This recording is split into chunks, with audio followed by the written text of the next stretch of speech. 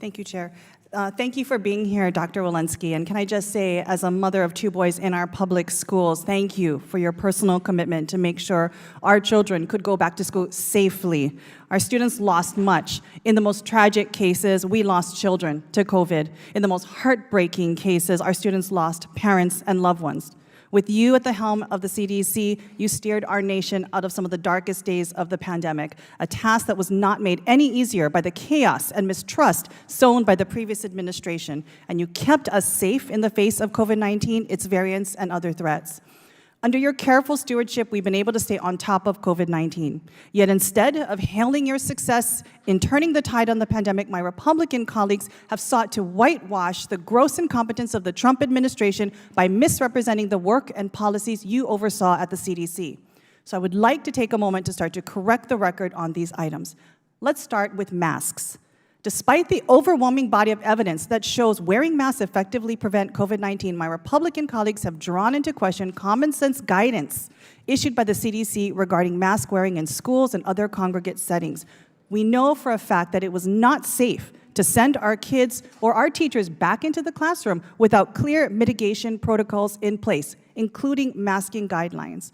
Dr. Welensky, could you please correct the misrepresentations we've heard today at this hearing regarding CDC's masking recommendations and the real science and data guiding those recommendations? Sure. There are obviously many, many studies looking at masks. The one I think that is most comprehensive is one that looked at a national sample of U.S. counties that had kids back in school, and they compared kids with the mask requirement versus those without mask requirement, and demonstrated that those with masks had an 18.53 per 100,000. Those without masks had 18.53 per 100,000 more cases of COVID than those with masks. This is a nationally represented sample. Time and time again, we were seeing that if masks were worn, then they worked. Thank you. So masks prevented infection and it saved lives. You know, we've similarly heard today reckless misrepresentations from the other side of the aisle about CDC's COVID-19 vaccine recommendations. The bottom line is that vaccines work. Booster shots work. The science and data show that vaccines prime the immune system to recognize the virus if infection occurs. The point is to reduce the risk of infection and prevent severe illness and death, which the COVID-19 vaccines did exceptionally well. To discourage vaccine confidence in our communities is gross negligence. It endangers people's lives. And by the way, as a previously pregnant women are people too. Dr. Welensky, I want to give you a chance to correct the suggestion from my colleagues on the other side of the aisle that COVID-19 vaccines are ineffective because they don't prevent all infections.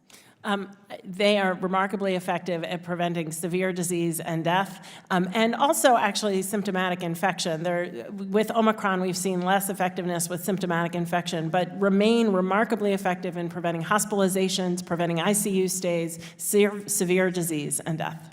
Thank you. You know, with the remaining time I have, I do want to touch a little bit about something we've talked about quite a bit, data. You know, and if we've learned anything from this pandemic, it's that we need to have in place a strong public health infrastructure, which, with access to detailed, timely, accurate data as its backbone. State and local health departments relied on data available through the CDC to identify high-risk populations and spot outbreaks and emerging variants in their communities and take action. Data saved lives. We know this. Now, Dr. Welensky, under your leadership, CDC has made incredible strides to collect and share this public health data. However, with the ending of the public health emergency, CDC is no longer able to report on certain COVID-19 case and transmission data because it no longer has the authorities to collect it. CDC's lack of authority to require standard health data reporting continues to inhibit, in my opinion, its ability to make crucial, timely policy recommendations and ensure a coherent national response.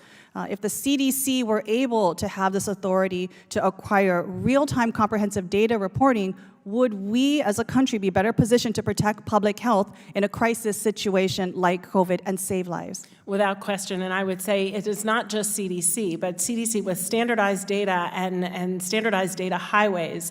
Data can come into CDC fluidly. We can act nimbly, see an outbreak before it blossoms, and in fact inform the counties next door. The whole point is not just to have it at CDC, but to inform what is happening locally. So I think that is without question. Thank you very much. And again, as a mother and a citizen, mahalo for all of your service.